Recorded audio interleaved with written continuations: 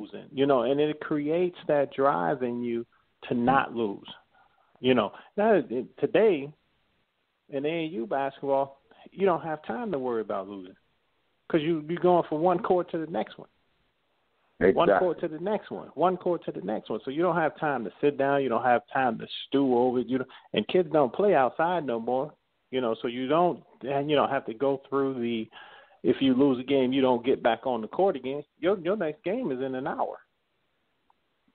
Now, I don't want to totally bash AAU because it has its pluses, but there's far too many minuses in what it has as well. And I agree with you. I think it's a big detriment to today's basketball. I mean, anytime you have guys like Kobe and LeBron and guys like that come out and they all bash and Coach Van Gundy and guys like that know this game and they're bashing it, then there's a problem. Jerry Colangelo and other guys like this that have been in this game and around this game all their lives and they're bashing it, then there's something wrong. There's some things that are missing out. Yeah, man. Like you said, man, losing is paramount, and there's nothing like losing. And you know what? As much as I hate, like you said, I hated to lose. I left. There have been countless issues to me for not shaking hands after losing. Like, I don't want to shake your hand, man. We lost. Y'all beat us. I don't want to talk to nobody. I don't want to shake no hands. I want to smile. And I'm not one of these guys that's saying these guys too friendly, but no. These guys are too friendly. You can say it. Oh, okay. They too friendly. Yeah, they are. They too friendly. Okay, this is why I don't think they're too friendly, because I grew up with me, my cousin Mike, my cousin Vince, and it was nobody on earth I wanted to beat more than Mike and Vince than anything. And I think when you create these friendships, if y'all trash talkers, because if you're talking all the time, it's nothing like having a friend on the other court, because after the game now I can talk. But if you just got a buddy on the other end and y'all just hey, if y'all skinning and grinning all the time, then I totally agree with you. But when the way we came up, if you lose to one of your friends, you're ready to get your arm cut off. Like, I will not. It's a dude who went to U of I with you. He was a freshman. He was a senior when you were a freshman. And I went down there and hooped once, and I missed literally every shot I took. I'm talking about fast break layups, everything. And to this day, he reminds me of it. And that's what I mean. That's why I say maybe it ain't too bad having friends, because when you got friends like that, they hold your feet to the fire. But right, okay, I can see that. I understand what you mean now. And the reason I say too friendly, because I watch these guys on the daily, and when we're in competition, and I used to always tell them, my wife used to make, whoa, almost fell out my chair, my bad, and my wife used to make fun of me because I'd always, guys that I played against, and I tell them, right, we friends before and we friends after. Right. During this game, we not friends. So exactly. So if I shoot you an elbow, I'm expecting you to shoot me one too. So we're not gonna be mad at each other. But competition, I'm not your friend while we're playing. When you watch games, and mainly NBA games, you got guys talking and laughing with each other out there on the court. Your boy fall down, you pick him up. Pick him up. I hate that. I hate that. So that's what I mean. I'm not saying you don't be cool with your dude before or after, but how am I going to be cool with you for the 48 minutes that I'm playing against you? You're trying to beat me. I don't like to lose. I don't care who it's to. We can't roll like that one. So that's what I'm talking about.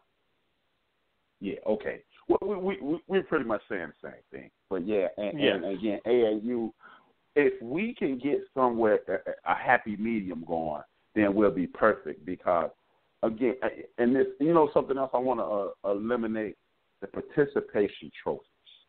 Oh, my God. That is the worst. idea. I don't understand. And you know what? I don't understand how poor people want people with a participation trophy, because you don't get anything for participating. The whole reason, I have an uncle named Richard, very successful basketball player, even had a contract off with the Spurs. The only reason I got him in sports because he used to bring these big giant trophies home, and I was like, I want one of those big giant first place trophies. A participation trophy, I would have left it at Gladstone, man. You know, I was like, okay. I know the feeling. Yeah, I know the feeling. But, you know, and I got to agree with you 100% on it. Definitely need to get away with that. Let's do away with that. Let's talk about first from a basketball standpoint. It's one of the worst things you can do. It's one of the worst things you can do. It takes down the level of competition, especially for those young kids. You know, say, hey, okay, because I'm going to get the same trophy that that guy over there got, and he's the best player on the court, and I'm going to get the same trophy he had. I'm good. So what that do to him? Yeah. Now I don't have to work because I'm going to get that same trophy.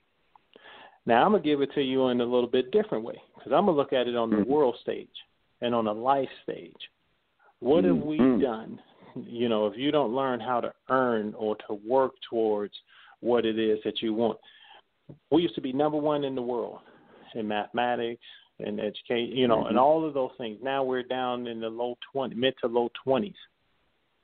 I mean, how is that possible? Why? Because we've forgotten how to compete. We don't go after things. We don't work for things. We don't understand, like, you know, the fact that I hate losing, I don't mind failing, because that does nothing but give me an opportunity to get better. But we're so overprotective of our kids today that we don't want them to lose. We don't want them to fall down. We don't want them to, you know, get a bad grade. They get a bad grade, we start bitching at the teacher. We don't, you know, we've put them in this bubble and in this cocoon, and it's killing the kids. Well, it's killing them when they become adults. Yeah, and that's the problem. As a kid too. You know, and don't get me. What I'm about to say, it may be misconstrued. I really hope people who are listening don't misconstrue it, but it sounds crazy. But the bully plays a great role in childhood. It teaches you how to draw. At some point, your back will be against this wall, and what will you do now? Now, do I want a kid to terrorize another kid? No. But the bully plays a tremendous role in developing you as a person, because at some point you have to stop ducking, dodging, and running, or running to someone for assistance and say, you know what, I'm going to handle this. And it may not even be in a violent way. It just, look, I'm going to stop. I'm not going to duck this guy anymore. I'm going to meet this challenge head on, and then you move forward. And a participation trophy gives you no idea on how to handle those kind of things. And especially in our community, man, because you not only do you have to compete, you have to exceed. And if you've only been told show up and you'll get, you are behind 2 8 balls. Forget the 8 ball. There's an 8 ball and the cue ball coming at you. There's a couple balls coming at you, and it's crazy. I agree with you, and I'm sorry to cut you off, but I understand exactly what you mean about the bully, and I hope, like you said, your listeners don't take that the wrong way. But I understand, because we have to learn to stand up for ourselves. You have to learn that going through difficult times, you know, you have to sit back and think about, how do I get out of this situation? You have to develop. I'm reading a book right now by Angela Duckworth. It's called Grit, Grit. And in this book, she talks about it's not always the most talented person. It's not always the prettiest person. It's not all of those things. It's a person that understands that they have to fight the hardest, work the hardest, that becomes the most successful. Grit, she calls it. When I was a coach, I used to say, when I'm recruiting somebody that don't have dog, you know, some people call it toughness. I mean, mental, physical. Coach Henson used to call it intestinal fortitude. You know, but you have to have those things, and those things come about. You can't recreate them. They come about because you have to go through tough situations and overcome tough situations. So that's what you're talking about with the bully. That's what we're talking about when you go on the court and you take a loss. You know, I do a speech when I do public speaking, and when I'm talking to kids, I always do one, and it's called scabs. You know the scab when you cut your knee and that ugly thing grow on your knee. At least people, and I present them with the question first. You know, do you guys know what a scab is? They're like, yeah, that's that ugly thing on your knee or on your elbow when you hurt yourself. I say scabs aren't ugly. They're the most beautiful thing in the world.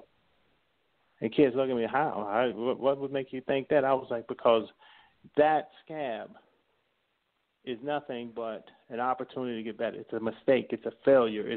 But it's protecting the skin. It's protecting your body that's up under it. And what happens when your body comes back or when that scab falls off? That skin is prepared. You're healthy. Everything looks good. And you know what I'm saying? So that scab is nothing but a positive in your life. You can't look at it as a negative. A bully, positive in your life. If you stand up and you get by it, you figure out conflict resolution, that you can handle the situation and handle the person. It makes you better when you come out on the other end. It makes you stronger, gives you grit or intestinal fortitude, you know, as Miss Duckworth or Coach Henson calls it. And that's a good thing. That's not a bad thing. Yeah, man, and I just believe we are losing that, and this uphill battle that we face here, and especially in our culture, we cannot afford to lose that, because as you stated, the scab thing, and then the scab is just a reminder of the process. I'm sure everybody in the world has a mark on their body from when they fail. Like, I remember my daughter learning how to ride a bike, and I would come home, and every day her legs would be all scarred up. And I'm going, are you okay? Are you getting in the fights? And she's like, yeah, I'm cool. And then, like, 4 days later, I come home. She's like, hey, let's go outside. I said, okay. She jumped on the bike and ride up and down the street. And she's like, that's why my legs was messed up. I was like, what? I was falling on the gate. And now legs are, well, they heal properly, but I'm quite sure it's a scar, too, that's still left there. Now, I don't see that she still sees, and she goes, yeah, this is like when I was riding the bike. And we don't have that enough. It's not enough significant scars. I have a scar on my left index knuckle. It comes from my mother telling me, don't play with that pocket knife. It's still on my hand. This reminds me every day. And it's the scab. It's not there like you don't see it, but I see it and I remember it. Don't do that. And that loss, don't do that. Or work harder. That elbow to the stomach, work a little harder, move a little quicker, beat him to the punch. And sports teaches you that. And that's just a wonderful situation. And if we don't watch out, we're going to lose that. What were you about to say? I agree 100%. I mean, and it's so funny. I love the story you say about your daughter. I got one for you since we were talking about participation trophies.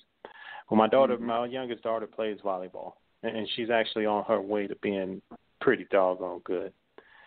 But we are, I appreciate it. She's in her volleyball tournament, and her team loses. So, again, they hand out all these trophies. And medals is what they were giving out. And she comes over to me. She says, Dad, she was like, what is this? I say, well, that's, a participation trophy. I was like, they give it to everybody so the other little kids don't feel bad. For the next thing she did, she was like, I don't want this. Right. She's like, we lost. And then I tell you this, I don't think I've ever been more proud in my life of this kid. But I did tell her, I was like, don't throw it away in here. Wait till we get home. Because she went towards the garbage to throw it away. I was like, wait till we get home. I was like, don't throw that stuff away in front of them. I was like, that'd be kind of rude. And as soon as we got home, she chucked that thing away. Yeah, man. My daughter quit the team because she was like, they don't want to win. They want to look good. They want the jacket. I was like, oh, okay. I had to play the dad role, but I was like, yeah. That's what I'm talking about. Yeah, it's like. But see, But that goes back to what